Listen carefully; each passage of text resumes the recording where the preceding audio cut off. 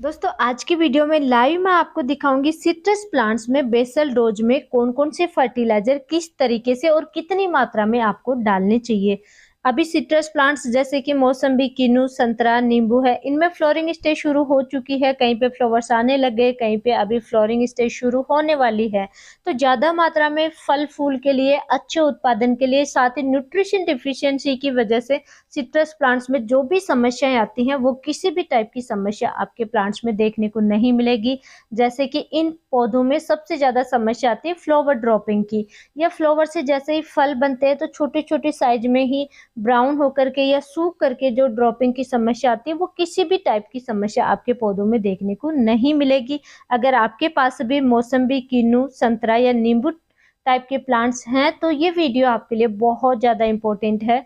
इस वीडियो को कंप्लीट आप जरूर देखें। नमस्कार दोस्तों, मैं हूं अनीता सिंह। आप देख रहे हैं आपका अपना YouTube channel Indian organic journey. दोस्तों वीडियो शुरू होने से पहले चैनल को सब्सक्राइब जरूर कीजिए और बेल आइकन को प्रेस कीजिए ताकि इसी तरीके की नॉलेजफुल जानकारी आपको सबसे पहले मिलती रहे। सबसे पहले दोस्तों ये बेसल डोज आपको सिट्रस प्लांट्स के लिए है जिनमें कि आप फल फूल लेते हैं, उत्पादन लेते हैं, यानी कि फ्लोरिंग स्टेज शुरू हो चुकी है या होने वाली है। ज्यादा मात्रा में फल फूल के लिए, उत्पादन के लिए ये बेसल डोज मैं डिस्कस कर रही हूँ।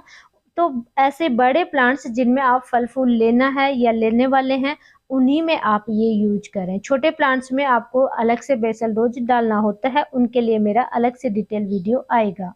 अब बड़े प्लांट्स में दोस्तों सबसे पहले आपको लेना है नाइट्रोजन, फॉस्फोरस और पोटास के लिए। तो नाइट्रोजन फॉस्फोरस के लिए डीएपी लेना है 600 ग्राम पर प्लांट के हिसाब से। डीएपी डाई अमोनियम फॉस्फेट होता है जिसमें नाइट्रोजन 18% और फॉस्फोरस 46% होता है। फ्लोरिंग स्टेज के लिए फॉस्फोरस बहुत ही जरूरी होता है और पौधे को स्वस्थ हरा भरा रखने के लिए नाइट्रोजन की आवश्यकता होती है। नाइट्रोजन की कम उपस्थिति में अन्य पोषक तत्वों का अपटेक पौधे नहीं कर पाते हैं, इसलिए नाइट्रोजन भी जरूरी है। फॉस्फोरस ज्यादा मात्रा में फल फूल के लिए, न्यूट्रिशन डेफिशिएंसी नहीं आए फ्लोरिंग स्टेज में, रूट डेवलप अच्छे से हो, प्रॉपर रहे, तभी अन्य पोषक तत्वों का भी अपटेक कर पाते हैं। इसलिए फॉस्फोरस ज्यादा मात्रा में आवश्यकता होती है फ्लोरिंग स्टेज में। तो डीएपी आप 600 ग्राम पर प्लांट के हिसाब से ले लीजिए। अगर डीएपी आपके पास अवेलेबल नहीं है तो फिर आप एसएसपी प्लस यूरिया लेंगे, क्योंकि एसएसपी में नाइट्रोजन नहीं होता है तो एसएसपी के साथ में आप यूरिया यूज करेंगे। एसएसपी 700 ग्राम पर प्लांट और यूरिया 200 से 250 ग्राम पर प्लांट के हिसाब से मात्रा रखेंगे। सेकेंड नंबर पे आपको फर्टिलाइजर लेना है एमओपी, म्यूरेट ऑफ पोटाश। रोग प्रतिरोधक क्षमता बढ़ाने के लिए, साथ ही फल फूल की अच्छी साइज के लिए, शाइनिंग के लिए पोटाश की आवश्यकता होती है। तो एमओपी, म्यूरेट ऑफ पोटाश बहुत ही सस्ता फर्टिलाइजर है और आसानी से अवेलेबल हो जाता है, तो आप एमओपी यूज कर सकते हैं 200 ग्राम पर प्लांट।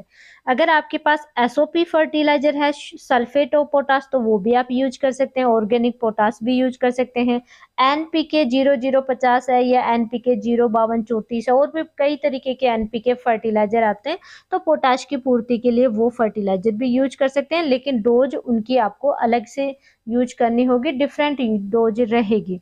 एमओपी आप 200 ग्राम पर प्लांट रख सकते हैं। थर्ड नंबर पे है सीविड एक्सट्रैक्ट, दानेदार फॉर्म में। ये बहुत ही जरूरी है दोस्तों, वाटर होल्डिंग कैपेसिटी बढ़ाने के लिए, पौधे को स्ट्रेस से बचाने के लिए, और भी बहुत सारे इसके फायदे होते हैं। तो सीविड एक्सट्रैक्ट 100 से 200 ग्राम पर प्लांट के हिसाब से आप जरूर ऐड करें। सीविड एक्सट्रैक्ट इफ्को की सागरी का दानेदार फॉर्म में आती है, या फिर धनजाइम, बायोजाइम, बायोवीटा, और भी मार्केट में बहुत सारी कंपनियों का सीविड एक्सट्रैक्ट आता है, तो वो आप किसी का भी यूज कर सकते हैं। फोर्थ नंबर पे इस बेसल डोज में आपको लेना है नीम केक। नीम केक 1000 ग्राम पर प्लांट के हिसाब से आपको डोज लेनी है, यानी कि 1 केजी एक पौधे में नीम केक आपको डालना है इस कॉम्बिनेशन में मिला करके। और फिफ्थ नंबर पे आपको लेना है सल्फर। सल्फर युक्त कोई भी फर्टिलाइजर आप ले सकते हैं। सल्फर 80%, सल्फर 90%, जो बेंटोनाइट सल्फर आता है उसका बहुत ही अच्छा रिजल्ट देखने को मिलता है, धीरे धीरे और लंबे समय तक रिजल्ट देखने को मिलता है। तो पौधों में आप बेस्ट रहेगा कि सल्फर बेंटोनाइट फॉर्म में जो 90% सल्फर आती है उसका इस्तेमाल कर लीजिए। सल्फर बहुत ही अच्छा फंगिसाइड की कार्य भी करता है, तो इसलिए जड़ों में सल्फर आप जरूर यूज कीजिए इस बेसल डोज में। और 50 ग्राम पर प्लांट के हिसाब से सिट्रस प्लांट्स में सफिशिएंट मात्रा रहेगी। तो आप 50 ग्राम पर पौधे के हिसाब से इसकी मात्रा रख सकते हैं। 6 नंबर पे बहुत ही जरूरी फर्टिलाइजर वो होता है ऑर्गेनिक मेन्योर, यानी कि ऑर्गेनिक फर्टिलाइजर आपको यूज करना होता है। हम यूज कर रहे हैं ये न्यू लीफ का ऑर्गेनिक मेन्योर। न्यू लीफ से मार्केट में अवेलेबल होता है। ऑनलाइन हमने ये ऑर्डर किया है, गुजरात राजकोट से ये ऑर्डर किया है, वहाँ की ये कंपनी है। इसमें कंटेंट बहुत अच्छा आता है। ये बना हुआ होता है सीविड एक्सट्रैक्ट से, साथ ही rock phosphorus, bentonite powder, vermicompost, chicken manure, cow manure, aloe vera, neem cake, custard cake, humic acid इसमें होता है, साथ ही cocopeat, natural amino acid, alpha alpha, इस तरीके से बहुत सारी चीज़ों से मिलकर के बनाया हुआ फर्टिलाइजर होता है। ऑर्गेनिक है तो पौधों में ऑर्गेनिक फर्टिलाइजर हमारी खेती में बहुत ही ज़रूरी है, इसलिए हम इसको यूज करते हैं। रिजल्ट भी इसका बहुत अच्छा देखने को मिलता है और सस्ता ही फर्टिलाइजर आता है। 25 केजी का पैकेट 700 रुपये में अवेलेबल हो जाता है, लेकिन ये कम से कम 10 पैकेट ऑर्डर करने होते हैं। तो अगर आपके पास भी पौधे हैं, साल भर तक या 2 साल तक इस फर्टिलाइजर को आप यूज आराम से धीरे धीरे कर सकते हैं। तो कम से कम आप 10 पैकेट इसको ऑर्डर करें। और ऑनलाइन ऑर्डर करने के लिए व्हाट्सएप नंबर आपको स्क्रीन पे दिखाई दे रहे हैं, इन नंबर पे आप ऑर्डर कर सकते हैं। रिजल्ट इस फर्टिलाइजर का बहुत ही अच्छा है, लेकिन आपको कम से कम 10 पैकेट ही ऑर्डर करने होते हैं। इस न्यू लीफ ऑर्गेनिक मेन्योर की आपको मात्रा रखनी है, पर प्लांट कम से कम 3 से 4 केजी आपको डालना है। किस तरीके से डालना है, जैसा आप वीडियो में देख रहे हैं, ये थोड़ा सा मोटा आता है। तो जल्दी रिजल्ट के लिए, क्योंकि अभी फ्लोरिंग स्टेज शुरू होने वाली है या हो चुकी है प्लांट्स में, अब इस सिचुएशन में कि जल्दी रिजल्ट मिलना चाहिए तो और जल्दी ही पिघलना चाहिए, एक पानी दे करके फिर प्लांट्स में थोड़ा गैप देंगे ताकि फ्लावर्स ज़्यादा मात्रा में आए, ड्रॉपिंग की समस्या नहीं हो। तो इसलिए जैसा आप वीडियो में देख रहे हैं, थोड़ा सा इसको आप पाउडर सा बना लें, थोड़ा बारीक कर लें, ताकि ये जल्दी एक पानी में ही अच्छे से पिघल जाए और इन फर्टिलाइजर के साथ में अच्छे से मिक्स भी हो जाए। तो इसलिए आप इस तरीके से करके डालें। कोई भी लकड़ी ले लीजिए या कोई भी पत्थर या ईंट, उससे आप थोड़ा सा बारीक कर लें और फिर इस कॉम्बिनेशन में आप इसको मिक्स करेंगे। और लास्ट में इम्पोर्टेंट फर्टिलाइजर के रूप में आपको लेना है गोबर की खाद। कम से कम 1 साल पुराना गोबर का खाद होना चाहिए। पर प्लांट के हिसाब से 20 से 30 केजी आपको डालना है। अगर आपने पहले फर्टिलाइजर वगैरह यूज किए हैं, किसी भी टाइप के, या फिर ऑर्गेनिक मल्चिंग वगैरह करते हैं, तो आप मात्रा 20 केजी रख सकते हैं। अगर आप किसी भी टाइप का फर्टिलाइजर आपके प्लांट्स में पहले नहीं डाला है, यूज नहीं किया 1 साल तक, तो फिर आप 30 केजी पर प्लांट के हिसाब से इसकी मात्रा रखें।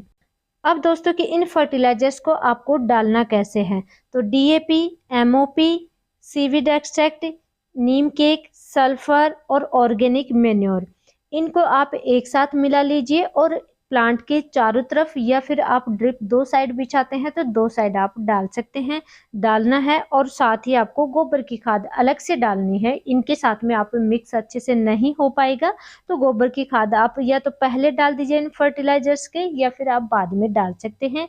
डालने के बाद में अच्छे से मिट्टी में मिलाना है, ताकि रूट तक जब भी आप पानी दें तो अच्छे से पहुंच सके। इसलिए अच्छे से पहले मिट्टी में मिक्स करेंगे और फिर आप पानी चलाएंगे, और फिर आप पानी देने के बाद भी थोड़े दिन गैप रखें, तो कि फ्लावर ज़्यादा आएंगे और ड्रॉपिंग की समस्या आपके पौधों में देखने को नहीं मिलेगी। और इस फर्टिलाइजर, इस कॉम्बिनेशन से, इस बेसल डोज से किसी भी प्रकार के न्यूट्रिशन डिफिशियंसी आपके पौधों में देखने को नहीं मिलेगी। दोस्तों, जानकारी अच्छी लगी है, वीडियो को लाइक कीजिए। और आपके पास किस टाइप के पौधे हैं, कितने पुराने पौधे हैं, यानी 1 साल, 2 साल, 5 साल, 10 साल, कितने ईयर के प्लांट हैं, कमेंट करके आप जरूर बताएं।